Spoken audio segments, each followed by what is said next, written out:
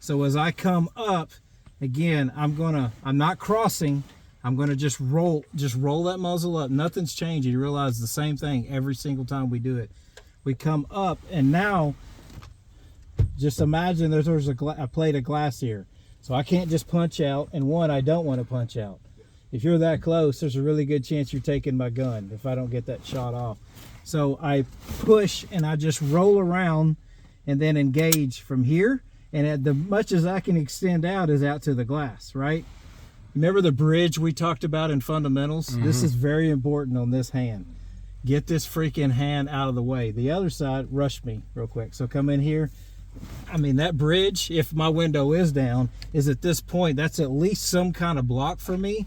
And so till I can roll back, or I may just have to end up sitting here and engaging him for a second before I get to my gun.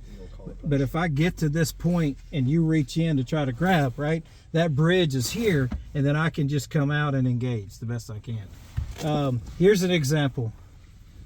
Canton, Texas, a couple years ago, guy pulls up to a red light. There was a motocross deal going on. Guy pulls up to a red light.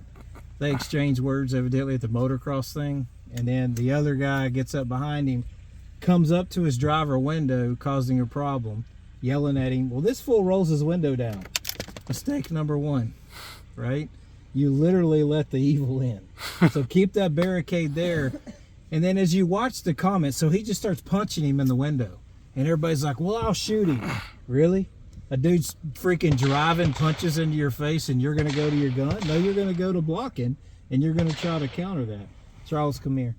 So if Charles is coming in and he's striking, right? And I can just, if I have to, I can take that arm, drive it in. And bite the shit out of it. I mean, I can slam it against here, bite it, whatever you got to do. But what I'm not going to do is go to my holstered gun. Yeah. Keep taking blows. Yeah, you're going to be asleep. Wait. But it's interesting watching all the comments of that shit. And You're mortal. But then also as you say, in terms of taking those blows to the face, like, oh, I'm not going to go for the gun, you'd also be surprised how often people still end up fixating On on the that gun. this or if they is have a my malfunction. survival. Yeah, it's their only means of defense. Yeah. So let's say that Joy of Sims of 5 minutes grabbing a guy, hitting his head against the back of the seat, smacking him across the and face. he's still trying to get his gun unholstered. Yeah. How about grab him and what are you smash gonna his head do? against your steering wheel, right? I mean, Or like you said, bite his freaking flesh off. that tunnel vision is. But if he's doing the same thing and I've got the gun out, I rotate in, right? But you see how I push back into the car, bridge up, so come at me, bridge, right? And then as soon as I can get clear, I can take that shot. The thing of it is do what? Getting some brains on. Yes, sir. It'll be a little messy for a moment. Yeah. You gonna trade that vehicle in? Yeah. I feel like they should honor, a good trade-in value. But when we take that scenario, first off, leave your freaking window up because that is a barricade. That's a security layer. The other is if they were to break that barricade, I mean, you at least have a few seconds to deny him.